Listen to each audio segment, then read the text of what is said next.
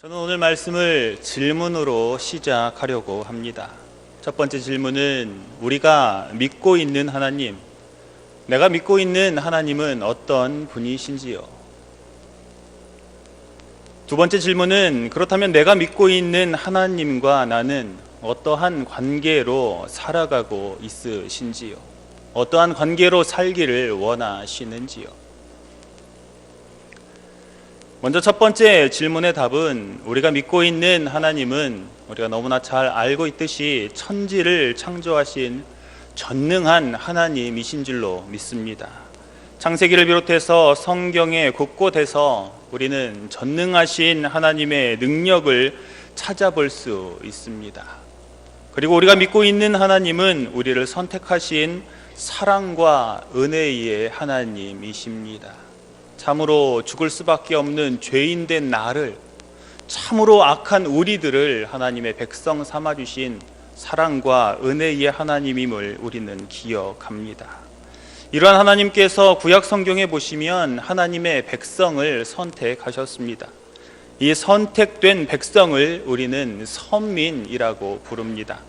이 선민이 바로 이스라엘, 유대 민족입니다. 하나님께서는 이스라엘을 선택하시고 자녀 삼으신 후에 복을 주시고 번성하게 하셨습니다. 창세기 15장 말씀해 보시면 하나님께서는 아브라함을 선택하시고 하늘의 별과 같이 번성할 것을 약속하셨습니다. 그런데 이스라엘이 하나님의 복을 받고 번성하기 위해서는 해야 할 일들이 있습니다. 지켜야 할 규례들도 있습니다. 이스라엘 백성들이 하나님의 말씀과 규례를 지켜야 하나님으로부터 복을 받고 번성할 수 있고 평화를 누릴 수가 있는 것입니다. 하나님의 말씀과 규례, 이것을 알려주는 것이 바로 성경입니다. 특별히 66권의 성경 중에 레위기의 말씀을 통해서 하나님은 하나님의 백성들이 지켜야 할 규례들을 소개하고 있습니다. 레위기의 중심 구절은 19장 2절 말씀인데 그 말씀을 제가 봉독해 드리겠습니다. 너는 이스라엘 자손의 온 회중에게 말하여 이르라. 너희는 거룩하라. 이는 나 여호와 너희 하나님이 거룩함이니라는 이 말씀이 바로 레위기의 중심 구절인 것입니다. 두 번째 질문의 답은 생각처럼 쉽지 않습니다. 왜냐하면 사람마다 자신의 가치에 따라서 하나님과의 관계를 선택할 수 있기 때문입니다. 하지만 오늘 말씀은 하나님을 사랑하는 하나님의 백성, 하나님을 주권자로 인정하는 하나님의 백성에게 제한을 두고 답변을 드리도록 하겠습니다. 우리가 믿고 있는 하나님은, 내가 믿고 있는 하나님과의 관계는 친밀함과 친숙함이어야 합니다.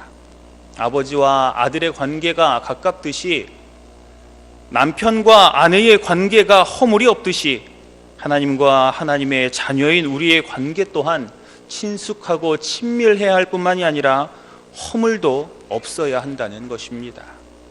친숙함과 친밀함의 관계를 갖기 위해서는 하나님과 하나님의 자녀가 동일한 속성을 가지고 있어야 합니다. 기름과 물은 아무리 친하다고 생각하여도, 똑같은 액체라고 생각을 하여도 그 둘은 섞일 수가 없습니다. 그렇기 때문에 하나님의 백성들은 먼저 거룩함으로 구별되어야 하는 것입니다. 왜냐하면 좀 전에 말씀드린 것과 같이 레위기의 중심 구절인 레위기 19장 2절 말씀 때문에 그런 것입니다.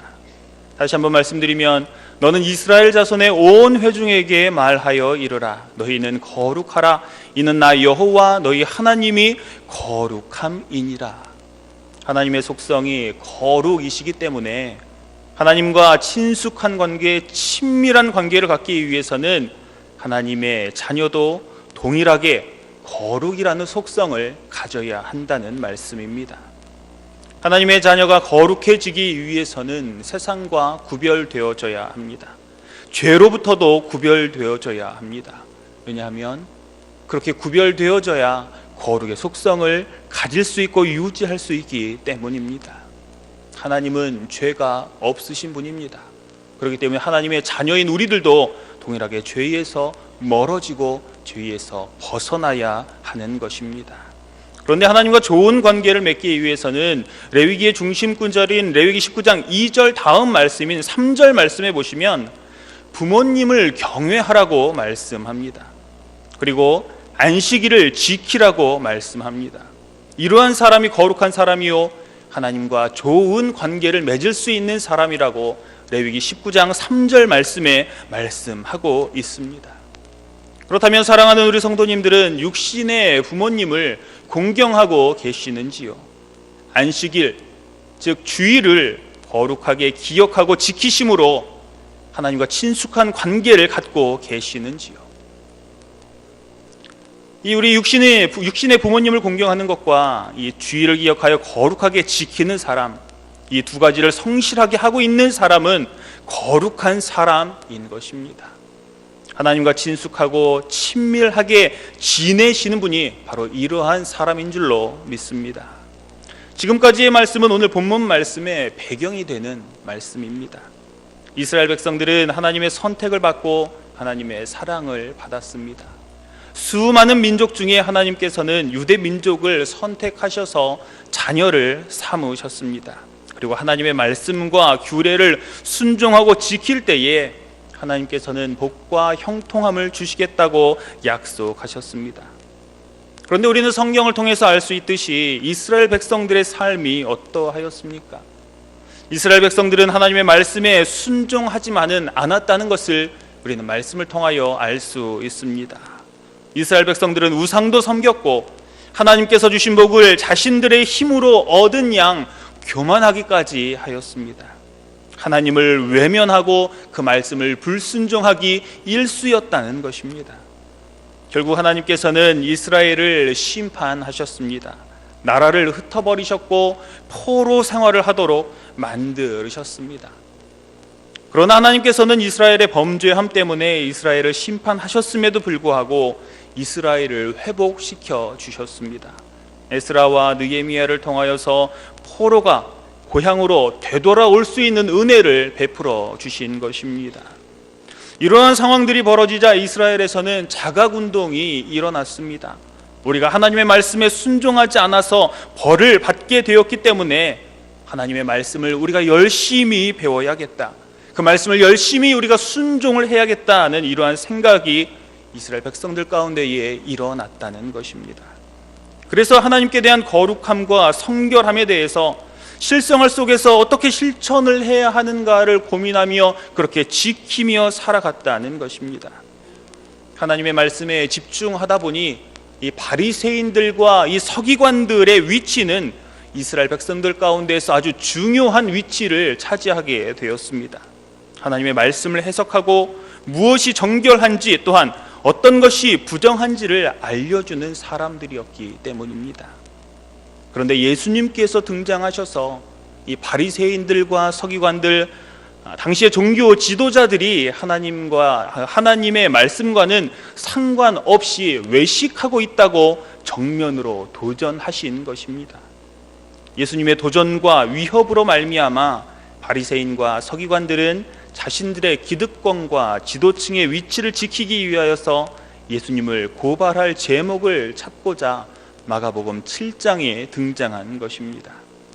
마가복음 7장 1절부터 23절까지의 말씀에 보시면 예수님께서는 세 무리들과 대화를 하고 계신 것을 우리는 알 수 있습니다. 첫 번째 무리는 바리새인들과 서기관들입니다. 예수님은 바리새인들과 서기관들이 예수님께 제자들이 장로의 유전을 지키지 않는다고 고발하자 말씀을 통하여서 바리새인들과 서기관들에게 답변하고 있는 것을 우리는 알 수 있습니다. 그리고 예수님께서는 분위기를 전환하시면서 두 번째 무리와 대화를 하고 계십니다. 그 무리는 오늘 본문 말씀 14절에 보시면 바리새인과 서기관들과 이야기했을 때에 있던 그 무리들, 바로 그 무리들입니다. 바리새인들과 서기관들과 제자 중에 그 대화 중에 함께 있었던 그 무리들을 예수님께서는 다시 불러 세우셔서 영적인 교훈을 말씀하고 있는 것입니다. 그리고 세 번째 무리는 17절 말씀에 보시면 예수님의 제자들과 대화를 하고 있는 것을 우리는 알 수 있습니다.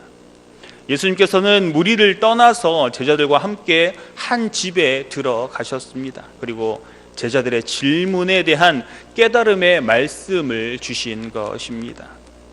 지금까지의 말씀을 정리하면서 살펴보면 바리새인들과 서기관들은 하나님의 말씀에 열심인 사람들입니다. 장로의 유전을 지키며 11조와 금식으로 신앙의 모범이 되는 사람들이었다는 것입니다. 그런데 예수님께서는 바리새인들과 서기관들에게 외식하는 자라고 부르면서 마가복음 7장 6절부터 7절까지의 말씀에 이사야의 말씀을 이용하시면서 말씀하셨습니다. 이 백성이 입술로는 나를 공경하되 마음은 내게서 멀도다.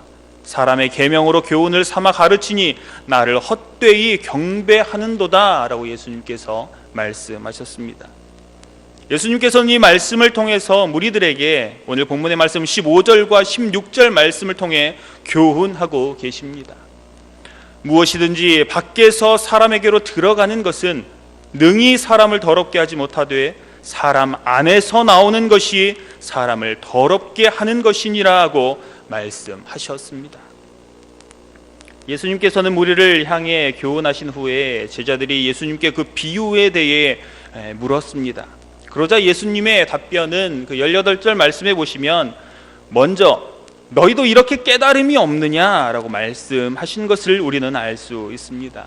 이것은 예수님께서 어떻게 말씀하신 것이냐면 이스라엘 백성들과 제자들 너희조차도 깨달음의 차이가 없느냐고 말씀하신 것입니다. 심지어 너희조차도 깨달음이 없느냐라는 말씀인 것입니다. 그러시면서 계속해서 무엇이든지 밖에서 들어가는 것이 능히 사람을 더럽게 하는 것이 아니라 사람에게서 나오는 그것이 사람을 더럽게 한다고 말씀하셨습니다. 다시 말하면 부정함은 손을 씻지 않고 먹은 음식에서 오는 것이 아니라 물로도 씻을 수 없는 사람의 마음 속에서 나오는 것이라고 예수님께서는 말씀하고 계신 것입니다. 예수님께서 말씀하실 때에 밖에서 사람에게로 들어가는 것은 단수로 표현되어 있습니다. 반면에 사람 안에서 나오는 것은 복수로 표현되어져 있습니다. 원어 성경을 보면 이것이 나와져 있습니다. 이러한 차이점을 해석해 보면 두 가지의 관점으로 우리가 살펴볼 수 있는데, 첫 번째로 정도의 차이를 나타낸다는 것입니다. 즉 밖에서 안으로 들어가는 것은 사람을 더럽게 할 수 없는 미미한 것에 불과하지만 안에서 밖으로 나오는 것이야말로 결정적으로 사람을 더럽게 할 수 있는 중요한 것들이라는 점에서 예수님께서는 단수와 복수로 나타냈다는 것입니다. 그리고 두 번째 관점은 대상의 차이를 나타낸다는 것입니다. 밖에서 사람 안으로 들어가는 것은 구체적으로 배로 들어가는 음식물을 가리키고 있습니다. 이것은 바리새인들과 서기관들이 언급한 떡을 가리키고 있는 것입니다.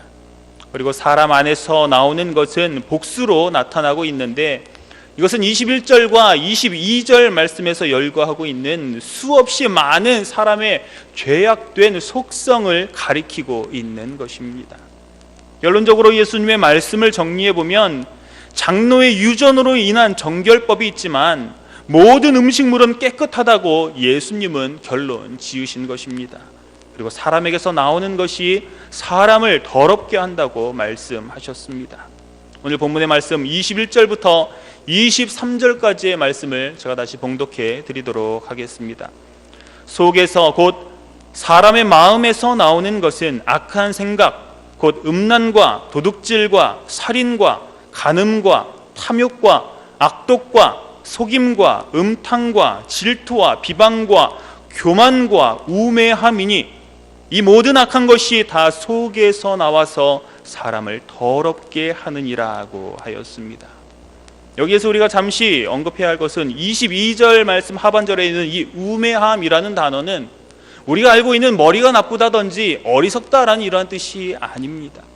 도덕적으로 이것이 옳으냐, 도덕적으로 이것이 그르냐를 구별할 수 있느냐 없느냐의 사람을 이 우매하다는 단어로 표현한 것입니다.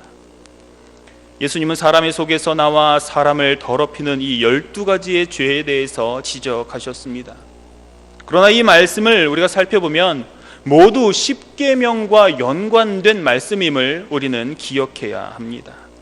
사람의 마음 속에서 나오는 모든 악한 생각들은 하나님께서 지키라고 명령하신 이 십계명을 범하는 죄임을 우리는 기억해야 합니다. 특히 하나님께서 주신 그 계명 중에 하나님을 위한 그 대신 계명과 사람을 위한 대인 계명이 있는데, 대인 계명 중에서 6계명부터 10계명까지를 범하는 죄임을 우리는 기억을 해야 합니다. 그런데 사실 오늘 본문의 말씀, 그 본문의 장수에 있는 그 10절부터의 말씀에 보시면 예수님은 이스라엘 백성들이 이 고르반이라는 제도를 통하여서 10계명 중에 제5계명을 범하고 있다고 말씀하셨습니다. 그렇다면 이스라엘 백성들은 장로의 유전과 인간의 악함을 통하여서 하나님께서 지키라고 명령하신 그 10계명 중에 대신 계명 중에 5계명과 10계명의 모든 대인 계명을 다 모두 범하고 있다는 것을 우리는 기억을 해야 합니다. 또한 여기에서 살인이라는 말씀이 나오는데, 예수님께서는 마태복음 5장 22절 말씀에 살인에 대해서 재정의를 하고 계십니다. 살인이라는 것은 다른 사람을 물리적으로 죽이는 것뿐만이 아니라 그 사람을 모독하는 것, 악한 생각을 가지고 그 사람에게 인격적인 상처를 주는 이러한 모든 것을 살인이라고 말씀하셨다는 것을 우리는 기억을 해야 합니다. 왜 이것이 죄가 되느냐 하면 하나님의 사람 그 안에 있는 하나님의 형상을 인정하지 않기 때문이라는 말씀입니다. 하나님의 형상을 인정하지 않는 악한 생각 때문에 상대방을 비방하고 욕하는 이러한 모습이 바로 살인죄가 된다고 예수님께서는 해석하고 계신 것입니다. 우리 사랑하는 성도님들은 무엇이 더러운 것이라고 생각하시는지요? 무엇이 우리를 더럽게 만드는 것이라고 생각하시는지요? 전통과 제도, 외형은 분명히 사람들이 살아가는데 중요한 역할을 합니다. 그러나 외형과 제도에 집중하다 보면 우리도 바리새인들과 서기관들처럼 외식하는 사람들이 되기 쉽다는 것을 명심하시기 바랍니다. 사랑하는 우리 성도님들은 외형과 제도보다 근본적으로 마음을 고치는 데 힘쓰시는 우리 성도님들이 되시기를 바랍니다. 내 마음을 철저히 들여다보고 하나님의 말씀에 불순종하는 모든 악한 생각을 회개하시는 저와 우리 성도님들이 되시기를 바랍니다. 우리가 회개할 때 정결해질 수 있습니다. 우리가 회개할 때 거룩해질 수 있습니다. 우리의 정결과 거룩함을 위하여서 더욱더 말씀에 집중하시고 더욱더 기도에 집중하시는 우리 모든 성도님들이 되시기를 바랍니다. 그러므로 하나님과의 친밀한 교제 속에서 이 세상에서의 삶을 살아가시는, 그러므로 인하여서 하나님께서 우리에게 약속하신 모든 형통의 복을 받아 누리시는 저 우리 모든 성도님들이 다 되시기를 바랍니다.